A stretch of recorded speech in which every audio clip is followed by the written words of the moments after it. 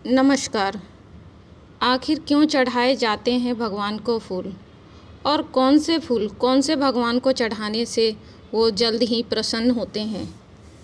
जानने से पहले अगर आप मेरे चैनल पे नए हैं तो चैनल को सब्सक्राइब अवश्य करें। भारत देश में अनेकों धर्मों के लोग रहते हैं। सभी धर्मों के लोग अपने अपने धर्मों में पूर्ण रूप से मान्यता रखते हैं। सभी धर्म अपने स्थान पर बिल्कुल बेहतर हैं, किंतु हिंदू धर्म में भगवान की पूजा पाठ करने का अलग ही विशेष महत्व बताया गया है।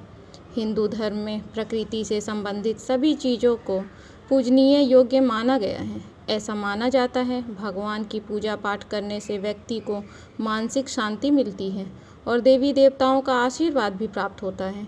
हिंदू धर्म में भगवान को खुश करने के लिए अनेकों प्रकार की पूजा पाठ, उपवास, हवन व अनुष्ठान किए जाते हैं। हिंदू धर्म में किसी भी देवता की पूजा, हवन या अनुष्ठान में फूल अर्पित करने का परंपरा ऋषि मुनियों के समय से ही चला आ रहा है। बिना फूल चढ़ाए भगवान की पूजा को अधूरा माना जाता है। इसलिए जब भी आप किसी भी भगवान की पूजा करें तो उस पूजा या अनुष्ठान में फूल अवश्य चढ़ाना चाहिए। पौराणिक मान्यताओं के अनुसार पूजा में फूलों का इस्तेमाल करने से सुगंध के रूप में हमारे आसपास के वातावरण में सकारात्मक ऊर्जा का प्रवाह करता है तथा शुभ तरंगों का भी वातावरण में संचार करता है। इससे हमारे घर में भी सकारात्मक ऊर्जा का आगमन होता है। भगवान को भी फूलों की खुशबू अत्यंत प्रिय है, इसलिए सभी देवी देवताओं की पूजा को फूल न चढ़ाने पर अधूरा ही माना जाता है। भगवान को फूल चढ़ाना हमें पूजा का संपूर्ण लाभ मिलता है। इसी के साथ हमें भगवान का आशीर्वाद भी मिलता है और सभी मनोकामनाएं भी पूर्ण होती हैं। हिंदू धर्म ग्रंथों में बताया गया है कि हमारे सभी देवी देवताओं के मस्तक पर फूल से सुसज्जित रहता है।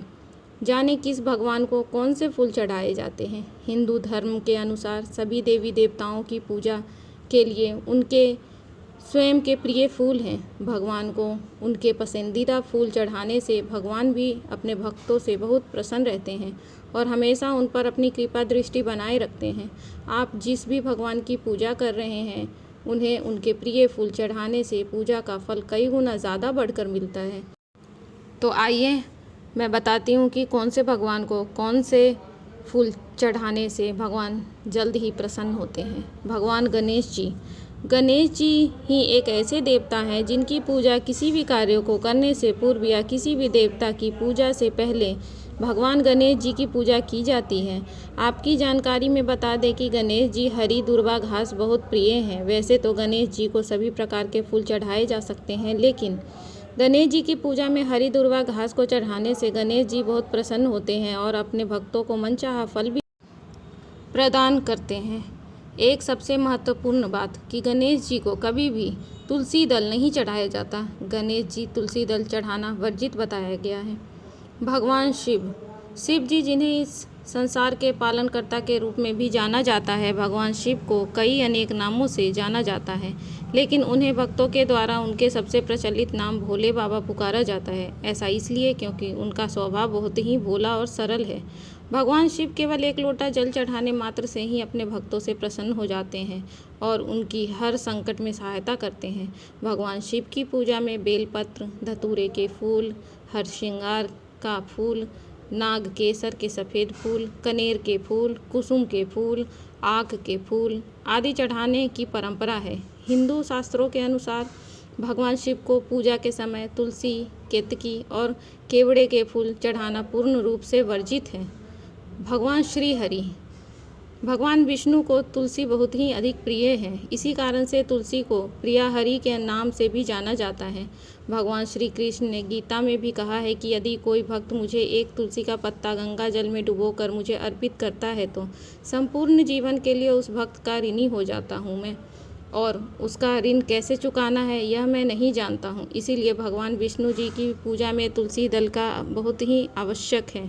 इसके अलावा भगवान विष्णु को कमल का फूल, जूही का फूल, केवड़े का फूल, चमेली का फूल, मालती, चंपा और वैजंती के फूल भी बहुत प्रिय हैं। माँ लक्ष्मी। हिंदू धर्म में माता लक्ष्मी को धन की देवी के रूप में माना जाता है। इसी के साथ माँ लक्ष्मी भगवान विष्णु की पत्नी भी है। इसी के साथ मान्यता है कि जिस पर माता लक्ष्मी की कृपा होती है तो उस व्यक्ति की जीवन में कभी भी धन की कमी नहीं होती। माता लक्ष्मी को कमल का फूल बहुत ही प्रिय है। उनकी पूजा करते समय उन्हें कमल का फूल चढ़ाने से वो प्रसन्न होती हैं। जिससे भी माता लक्ष्मी प्रसन्न होती हैं तो उस भक्त के जीवन को धन धान्य से भरपूर कर देती हैं। सूर्यदेव। भगवान सूर्यदेव एकमात्र साक्षात देव हैं।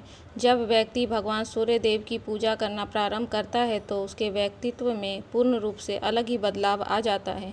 हिंदू धर्म की मान्यता के अनुसार सूर्यदेव की पूजा करने और उन्हें नियमित जल चढ़ाने से वे प्रसन्न होते हैं। सुबह जल्दी उठकर सूर्य भगवान को जल चढ़ाने से मान सम्मान और सुख समृद्धि की प्राप्ति होती है।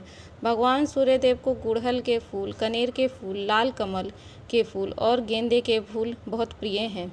भगवान श्री कृष्ण भगवान विष्णु के ही अवतार है। भगवान श्री कृष्ण को कुमुद, करवरी, चणक, मालती के फूल, वनमाला के फूल काफ़ी पसंद है। इसके अलावा भगवान श्री कृष्ण के बाल स्वरूप, जिन्हें लड्डू गोपाल जी के नाम से भी जाना जाता है, उन्हें तुलसी दल अधिक प्रिय माना गया है।